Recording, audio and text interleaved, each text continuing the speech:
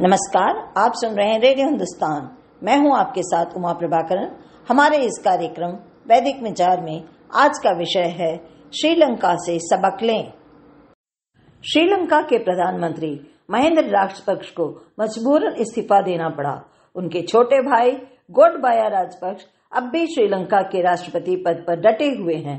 श्रीलंका में आम जनता के बीच इतना भयंकर असंतोष फैल गया है कि इस राजपक्ष सरकार को कई बार कर्फ्यू लगाना पड़ गया है। इस राजपक्ष सरकार के मंत्रिमंडल में राजपक्ष परिवार के लगभग आधा दर्जन सदस्य कुर्सी पर जमे हुए थे। अब आम जनता का गुस्सा बेकाबू हो गया तो मंत्रिमंडल को भंग कर दिया गया। लोगों के दिलों में यह प्रभाव जमाया गया है कि राजपक्ष परिवार को कोई पद की लिप्सा नहीं है।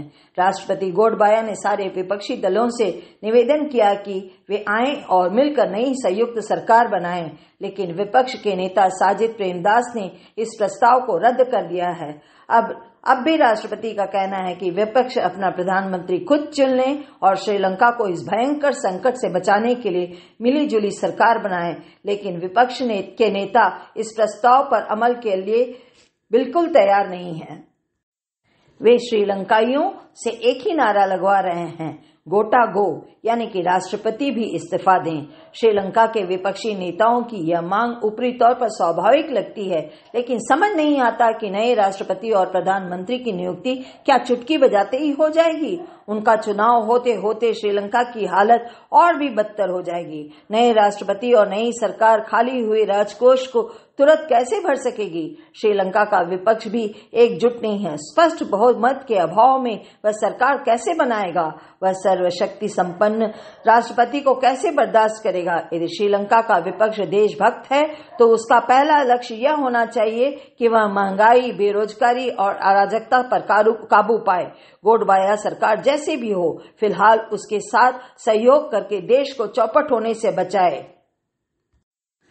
भारत, चीन और अमेरिका जैसे देशों से प्रचुर सहायता का अनुरोध करें और अंतर्राष्ट्रीय मुद्रा कोष से भी आपात राशि की मांग करें। अभी तो लोग दंगों और हमलों से मर रहे हैं, लेकिन जब वे भुखमरी और बेरोजगारी से मरेंगे तो वे किसी भी नेता को नहीं बख्शेंगे, वह चाहे पक्ष हो या विपक्ष का। श्रीलंका की वर्तमान दुर्दशा से पड़ोसी देशों को महत्वपूर्ण सबक मिल रहा है। तमिल आतंकवाद को खत्म करने वाले महानायक महिंदा गोटबाया की प्रतिष्ठा अचानक यदि पैंदे में बैठ सकती है तो पड़ोसी देशों के जो नेता आज लोकप्रियता की लहर पर सवार हैं, उनकी हालत तो और भी बुरी हो सकती है। गोटबाया बंधुओं ने श्रीलंका के सरकार को अपनी प्राइवेट लिमिटेड कंपनी बना दिया था। उसमें भाई भतीजे मिलकर मनचाहे फैसले करते थे। श्रीलंका के ज्यादातर पड़ोसी देश का भी यही हाल है। आज के इस महत्वपूर्ण वैदिक विचार के लेखक अंग्रेजी हटाओ के कर्णधार भारतीय विदेशी नीति परिषद के अध्यक्ष डॉक्टर वेद प्रताप वैदिक जी हैं। अब अनुमति दीजिए उमा प्रभाकरन को फिर मिलती हूँ आपसे। तब तक करते रहिए काम और सुनते रहिए रेडियो हिंदुस्तान। दोस्तों, पानी बचाइए और पानी बचाना सिखाइए।